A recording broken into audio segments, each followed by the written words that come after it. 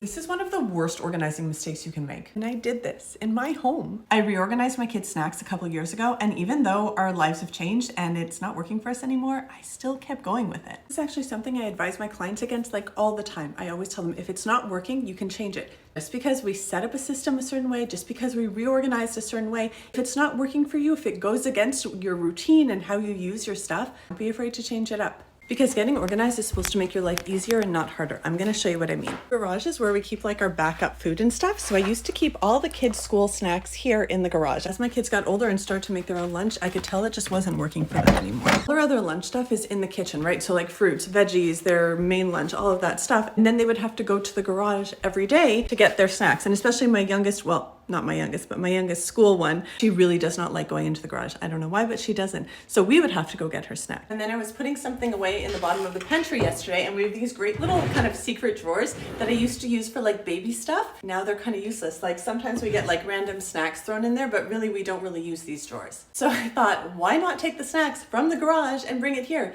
Just because I set up that system doesn't mean I can't change it. So that's what I'm gonna do. I popped a couple of spring-loaded drawer dividers in here and just threw all the snacks in. Well, I didn't throw them in, I placed them nicely, knowing full well that it's not gonna stay like this once my kids get into it, but that's okay. So I have two drawer dividers here. I put their random like kind of grab and go school snack, and now it's in the kitchen where the rest of their lunch stuff is, and hopefully this will work out better. It's so important when we're organizing to recognize that our lives change, that our routines change, the way we use our stuff, our home, all of that changes, and you need to kind of adapt and grow with it. It's totally normal that sometimes when we're in our own space, you can't see how you can make those simple changes to make your lives easier. So I challenge you all to kind of look around and see what's not working for you. And if there's something you can do to kind of tweak it to make it a little bit better, then don't forget to like and follow to keep getting organized with me.